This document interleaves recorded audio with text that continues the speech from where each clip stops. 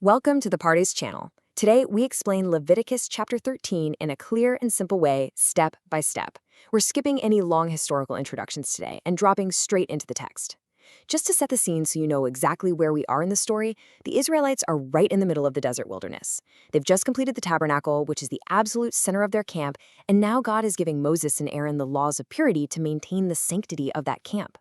What follows is a highly specific, incredibly strict procedural manual. Think of this chapter not just as ancient scripture, but honestly as an early, highly methodical public health and medical diagnostic manual. It is entirely about careful observation, isolation, and protecting the community. Okay, let's dive into this. Here is our roadmap.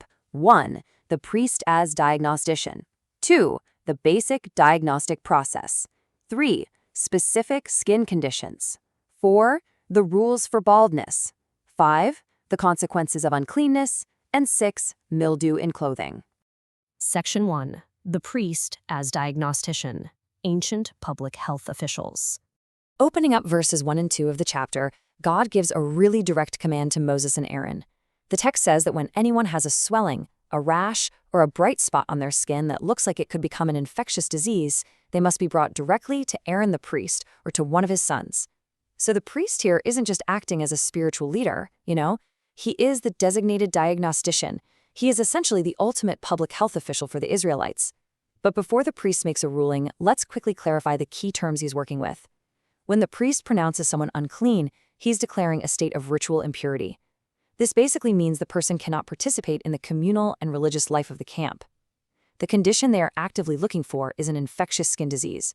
In Hebrew, this is called Tzaraat, which has traditionally been translated as leprosy. But, as we're going to see from the text, it's really a much broader term for a variety of severe skin anomalies that affect the flesh and hair. The priest's final ruling on this carries immense weight. It literally dictates whether someone gets to stay with their family or is cast out. Section 2. The basic diagnostic process. The 7-day cycle. Starting in verse 3 and reading right through verse 8, the chapter lays out this fascinating algorithmic baseline procedure.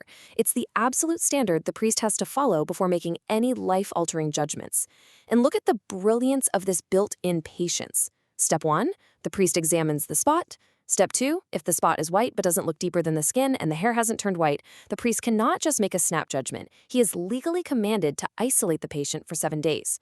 Then, step 3, on the 7th day, he re-examines. If the sore hasn't changed or spread, he still doesn't guess. He isolates them for another 7 days. Only after the second waiting period, if the rash has faded and hasn't spread, does he pronounce the person clean, classifying it as just a simple rash. The person washes their clothes and is clean. There is a profound practical life lesson here. It's the wisdom of withholding immediate judgment when we just don't have all the facts. In an era long before microscopes, time and isolation were absolutely the most scientific tools they had. Now, what's really interesting here is the specific if-then logic the priest uses. A clean diagnosis requires the spot to be faded, unchanged, not spreading, and lacking white hair. On the flip side, the text clearly states the unclean markers. The sore appears deeper than the skin, the hair inside it has turned white, raw flesh appears, or the rash is actively spreading.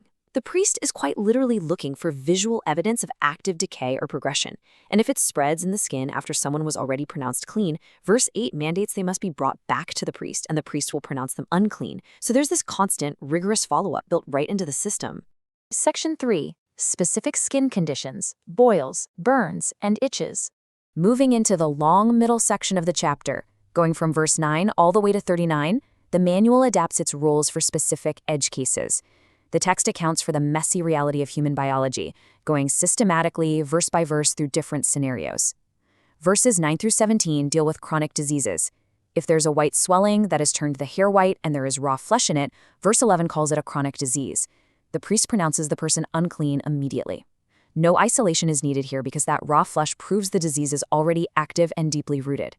Then, verses 18 through 23 deal with a normal boil that healed but left a suspicious white swelling or reddish white spot.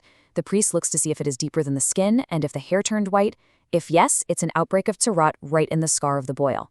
If not, the priest isolates the person for 7 days. If it spreads, it's unclean. If it stays in place, it's just the scar of the boil, and they are pronounced clean. Verses 24 through 28 apply this exact same logic to a burn from a fire that develops a bright spot. Finally, verses 29 through 37 address specific sores that appear on the head or in the beard of a man or woman, often referred to as an itch or a scowl. The thoroughness here is really just astounding. Let's walk through the strict variables used for these cases. Notice how immediate the ruling is for raw flesh. There's no 7-day waiting period there. It's treated as an immediate hazard.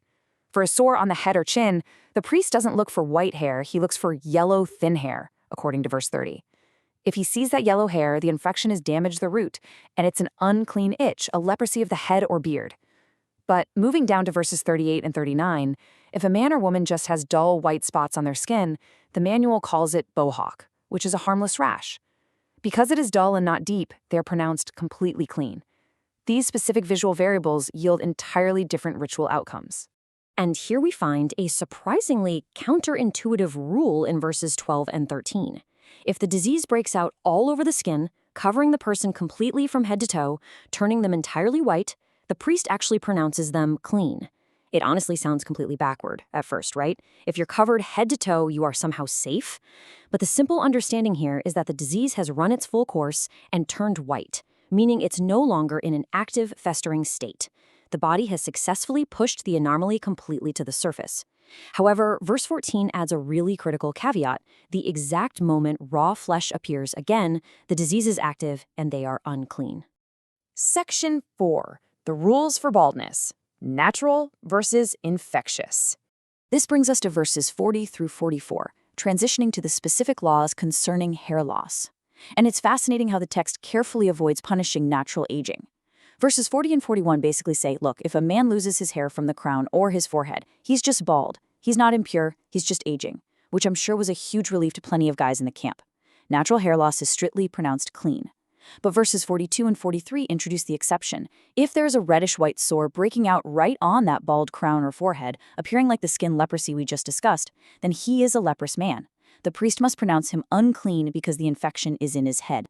The text cleanly and fairly separates ordinary human aging from an actual infectious outbreak.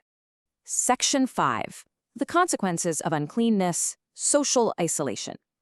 Now we shift the narrative in verses 45 and 46. We move from the sterile, step-by-step diagnostic procedure to the severe, real-world consequences of being declared unclean. The impact on the individual's life is immediate and, quite frankly, devastating. Verse 45 demands a dramatic public display from the infected individual. They have to wear torn clothes, let their hair go loose, cover their upper lip or lower face, and verbally warn others away by crying out, "Unclean, unclean." Now, this isn't meant simply to shame them. It is a practical, functional warning system. But think about the absolute tragedy of this situation. It wasn't just a physical disease they were battling. It was a sudden, tragic loss of community. They are instantly severed from their family and friends. As verse 46 outlines, as long as he has the infection, he remains unclean. He must live alone. He must live outside the camp. Let's really pause on the gravity of that. Living completely outside the camp, alone in the ancient wilderness, was a terrifying prospect. This presents a really profound practical life lesson from the chapter. Sometimes the freedom and comfort of the individual has to be severely restricted to protect the wider community from a spreading, destructive force. The sanctity and the physical safety of the camp as a whole took absolute precedence. So we've covered human skin, boils, burns, and baldness.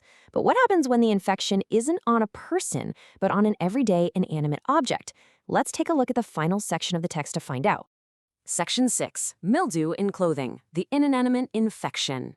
Starting in verse 47 and running right to the end of the chapter in verse 59, Leviticus 13 introduces rules governing how to handle an inanimate infection, specifically mold and mildew that attacks materials.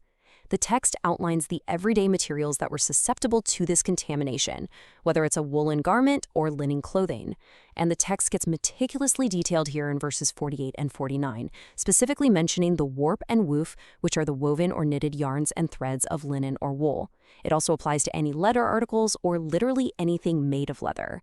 If any of these develop a suspicious spot, they are subject to the exact same rigorous inspection by the priest as human skin. The ancient text doesn't reinvent the wheel here. It applies the exact same scientific patience to property as it does to people. In verses 50 through 54, the algorithmic principles are absolutely identical.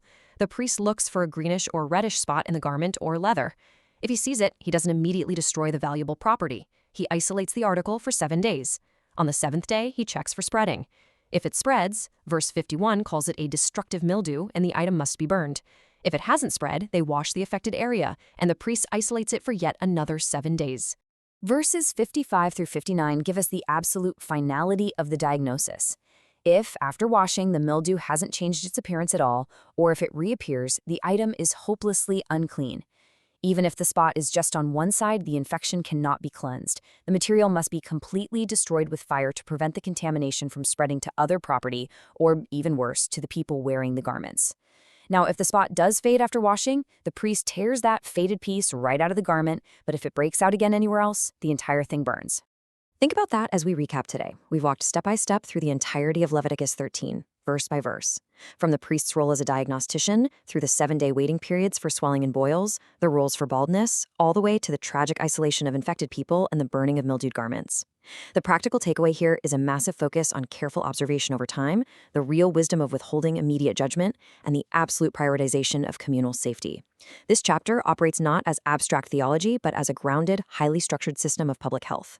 It really makes you wonder, how many other ancient religious texts are actually incredibly advanced practical survival manuals just hiding out in plain sight? Thank you for learning with us. If this helped you understand the chapter better, like, subscribe, and join us for the next chapter.